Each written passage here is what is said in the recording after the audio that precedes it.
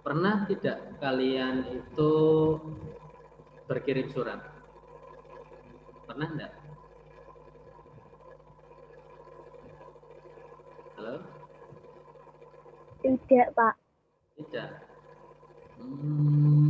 Mungkin di zaman modern sekarang ini surat itu sudah ditinggalkan sebagian besar orang.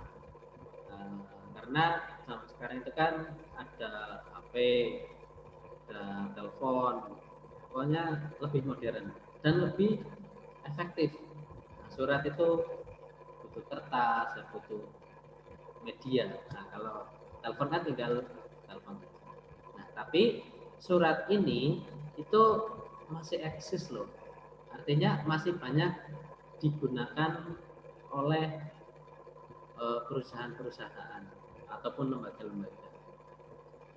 Kalau kalian membuat surat, kalau misalkan kalian itu tujukan surat kalian kepada teman, kemudian kepada orang tua ataupun kepada orang lain yang jauh jaraknya, itu namanya surat pribadi atau surat dinas ya? Surat pribadi. Surat pribadi. Kalau kalian buat surat, suratnya kalian itu ditunjukkan ke sekolah, itu surat pribadi atau surat dinas? Surat dinas. Surat dinas. Kalian tidak masuk nih, sakit, kalian bikin surat, kalian tulis surat kepada wali kelas ataupun kepada sekolah. Nah, itu kategorinya itu surat dinas atau surat pribadi?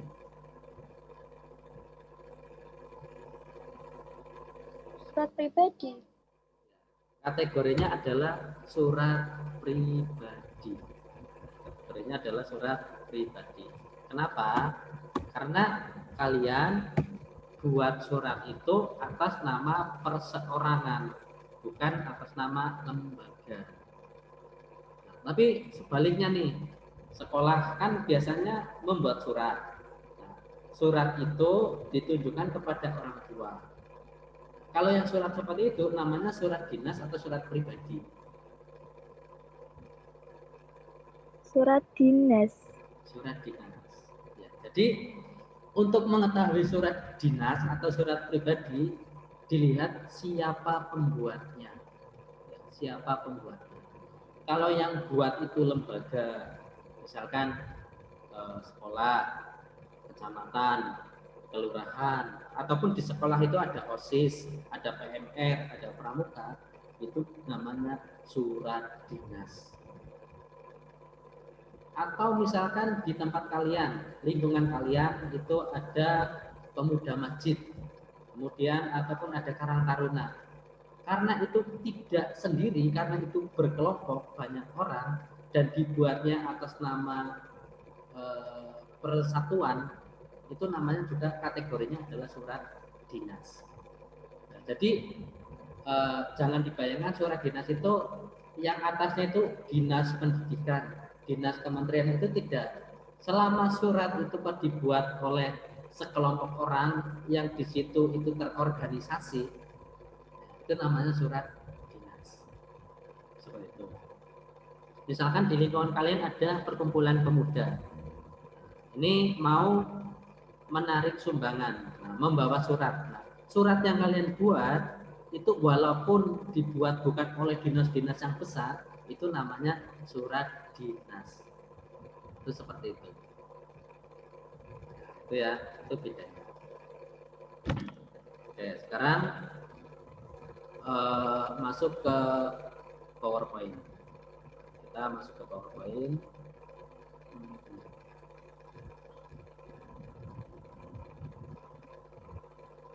Bab 5 surat pribadi dan surat dinas.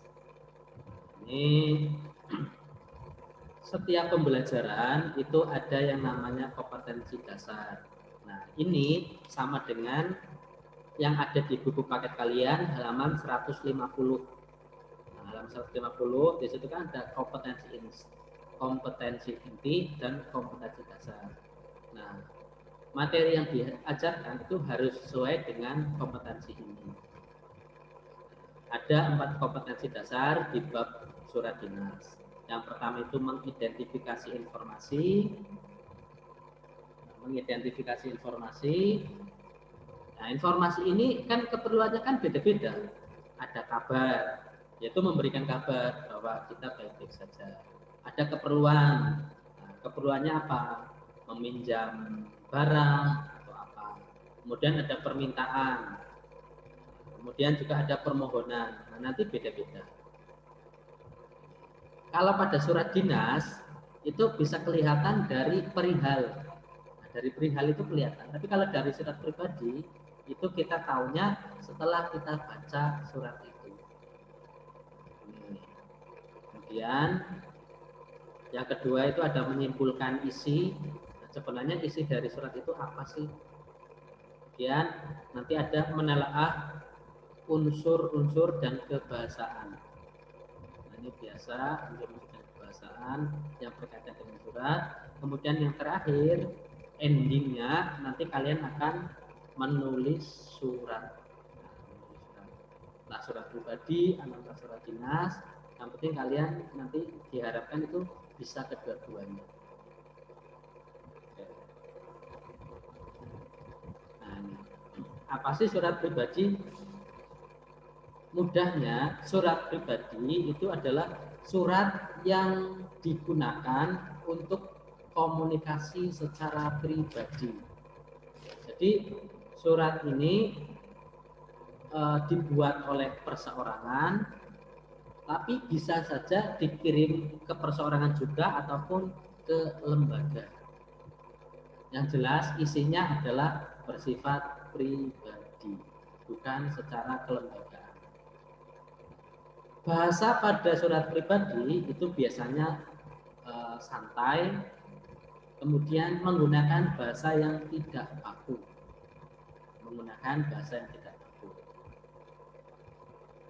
Kemudian surat pribadi ini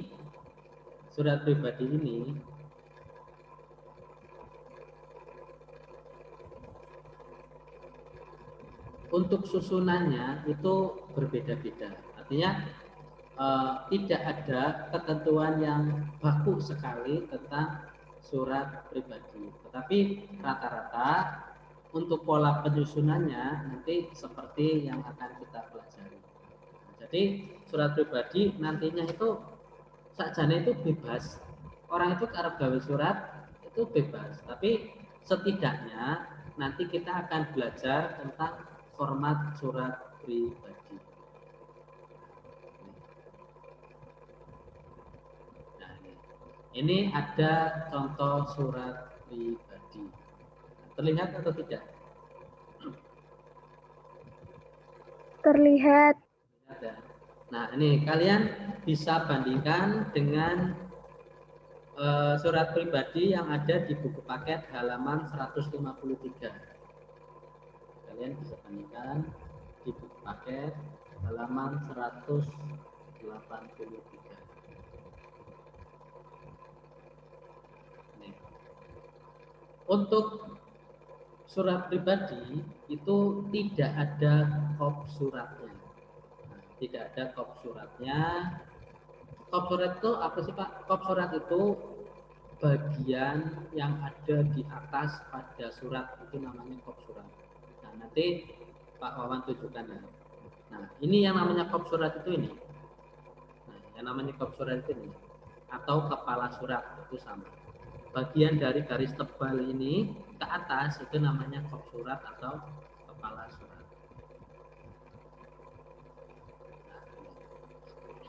Kalau kalian menulis surat, itu jangan lupa dikasih nama tempat dan tanggal. Bagian ini, ya, Jakarta 9 September 2016. Ini adalah tempat dan tanggal surat. Ini jangan lupa. Bagian ini menunjukkan tempat di mana surat itu dibuat dan waktunya kapan. Kalau misalkan hari ini kok kalian mau menulis surat, berarti Jakartanya ini berubah jadi apa? Jakartanya berubah jadi apa? Halo? Halo, Azra.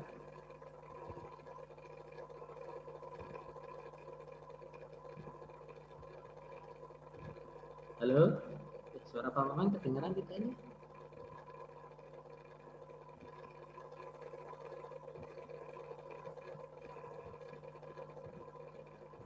Riantika, Riantika, dengar Pak Maman tidak? Halo, cek. Iya Pak, gimana? Kalau misalkan kamu membuat surat, kamu sekarang posisinya di mana sekarang? Posisinya di mana? Kota kamu tinggal sekarang di mana? Semarang. Nah, Semarang. Jadi kalau kamu membuat surat, di sini ditulis Semarang. Semarang sekarang tanggal berapa? Tanggal 5 Januari 2021. Nah, jadi ini disesuaikan dengan tanggal dan tempat di mana kamu membuat surat. Kemudian bagian yang kedua, ini di bawahnya, ini adalah tujuan surat. Nah, tujuan surat ini ya, untuk siapa suratmu dibuat. Untuk sahabatku Bram di Aceh misalnya. Untuk temanku Vian di Jogja.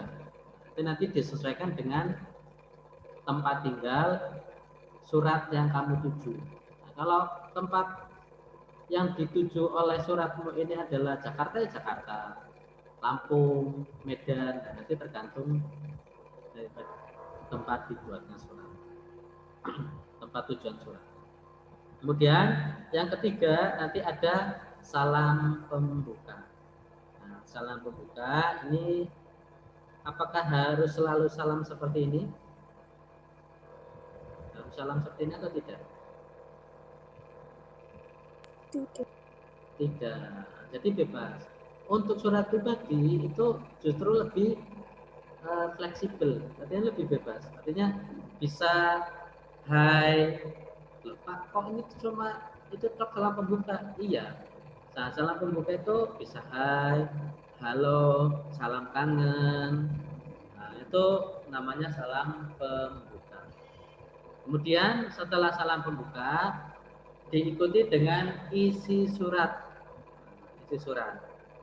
Nah, isi surat ini pun sebenarnya itu terbagi lagi menjadi 3. Isi suratnya itu ada pembuka surat, ada isi surat, dan ada penutup surat. Nah, itu ada 3. Nah, tapi kalau dijadikan satu seperti ini, ya ini namanya semuanya adalah isi surat. Semuanya adalah isi surat. Coba kalau kita perhatikan, apa kabar Pak Bu? Mudah-mudahan Bapak dan Ibu dalam keadaan sehat walafiat. Di sini Ananda dan keluarga baik dan sehat juga. Ananda sangat rindu kepada Bapak dan Ibu di Yogyakarta. Nah, coba kalau kita potong, ya, sampai di sini Ananda dan keluarga baik dan sehat juga. Nah, ini namanya adalah pembuka surat. Namanya pembuka surat. Jadi bukan inti yang akan ditanyakan, itu bukan. Nah, ini hanya pembuka surat. Nah, intinya itu ada di bagian selanjutnya. Ananda sangat rindu kepada Bapak dan Ibu di Yogyakarta. Kapan Bapak dan Ibu pulang ke Jakarta? Tolong kabarkan jika Bapak dan Ibu akan pulang ke Jakarta. Ananda dan keluarga di sini akan menunggu kedatangan Bapak dan Ibu. Nah, bagian ini yang tadi saya bacakan itu adalah bagian isi surat. Nah, bagian isi surat. Kemudian bagian yang terakhir ini, sekian dulu surat dari Ananda. Ananda tunggu balasan surat dari Bapak dan Ibu. Nah, bagian ini namanya bagian penutup surat. Ya, beda dengan salam penutup. Jadi bagian ini adalah penutup surat. Nah, jadi dalam isi surat ini sebenarnya ada 3 bagian, yaitu pembuka surat, isi surat, dan penutup surat.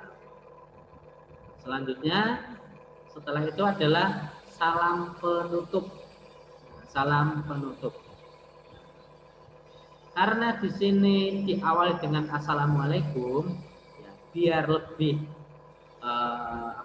serasi, itu bawahnya juga wassalamualaikum warahmatullahi wabarakatuh.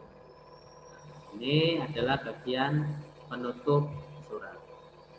Setelah surat ditutup, itu dilanjutkan dengan identitas pengirim surat. Identitas pengirim surat, sahabat salam rindu Sinta Bajwa. Ini namanya pengirim surat. Ini namanya pengirim surat. Sampai di sini paham atau tidak? Paham. Insya Allah paham. Paham ya? Nah ini coba. Ini kalau di buku paket kalian, ini kalau di buku paket kalian, ini saya tunjukkan. Nah,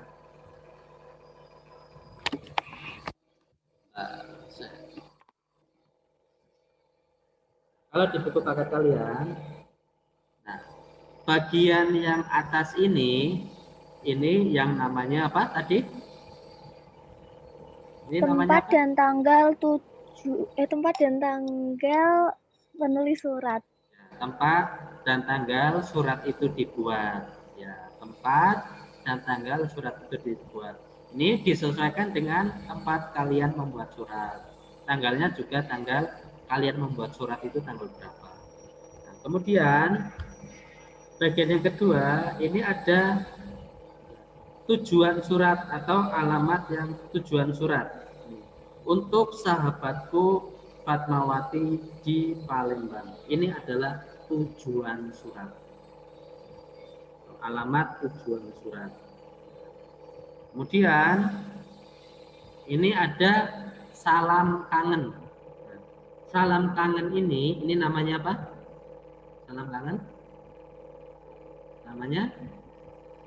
Salam pembuka. Salam pembuka. Salam pembuka.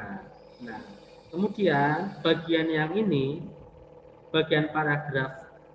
Nah, kalau di layar tadi, bagian ini semuanya itu kan bagian isi. Nah, semuanya adalah bagian isi. Nah, bagian isi itu pun itu sebenarnya bisa kita dibuat sesuai kebutuhan. Kalau misalkan butuh sekiranya pembuka surat, nah ini pembuka surat ini. Ini namanya pembuka surat. Halo Fatma, nggak terasa sudah 7 bulan kita nggak ketemu, tapi aku tetap senang. Surat ini mewakili kita untuk saling bersua 7 bulan terakhir. Nah, dan seterusnya, ini adalah bagian pembuka surat. Karena apa? Karena ini bukan inti yang dibicarakan. Ini hanya membuka saja, mengawali percakapan, mengawali isi surat. Nah, isi surat yang sejatinya itu ada di bagian ini. Ini ada di bagian ini. Isi surat ini ada di bagian ini. Kemudian di bagian bawah ini adalah bagian penutup surat. Ya.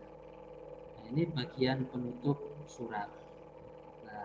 Fatma, udah dulu ya, kita akan bertemu dalam waktu sepekan lagi.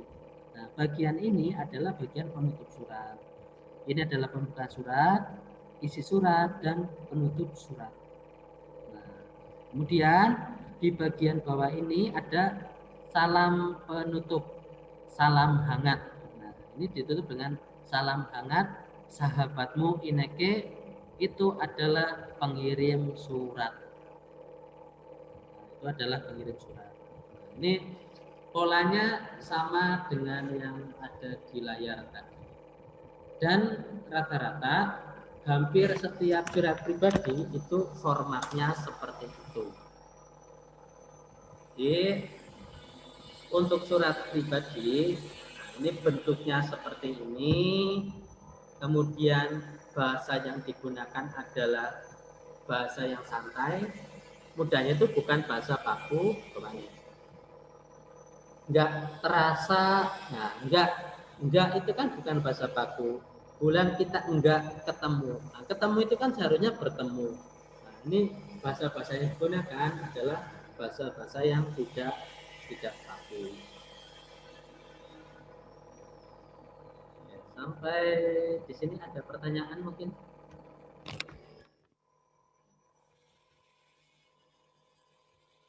Ada pertanyaan atau tidak?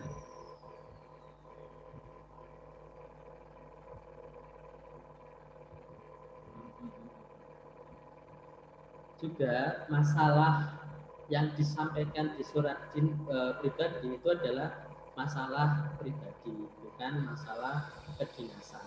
Artinya bukan membawa nama lembaga, tetapi membawa nama pribadi saja. Itu seperti itu. Oke, ada pertanyaan atau tidak? Monggo kalau ada yang ditanyakan.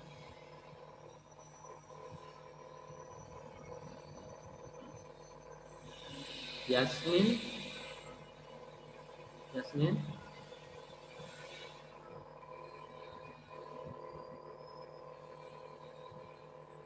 Pak Yaza mungkin ada yang ditanyakan.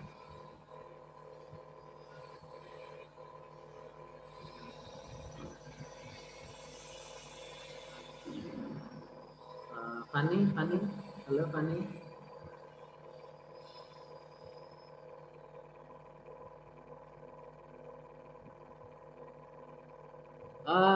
Minta tolong untuk semuanya videonya dinyalakan ya. Nanti boleh kalian tutup lagi, tapi minta tolong dinyalakan dulu semuanya. Minta tolong dinyalakan dulu semuanya, karena Pak Wawan akan screenshot buat laporan pembelajaran. Yuk, nah, sudah. Ini yang lain. Nah, Kalusna. Terus yang lain Nafa, Alina Nabila, Aurel, Tiara.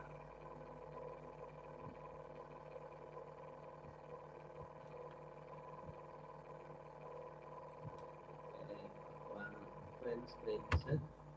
Kemudian saya taruh di Word.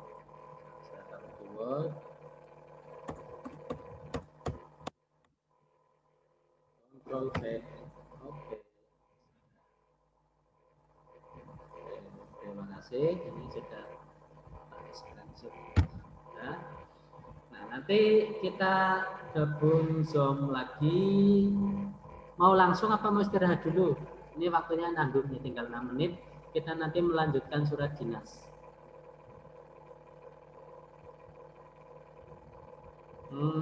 Istirahat dulu ya.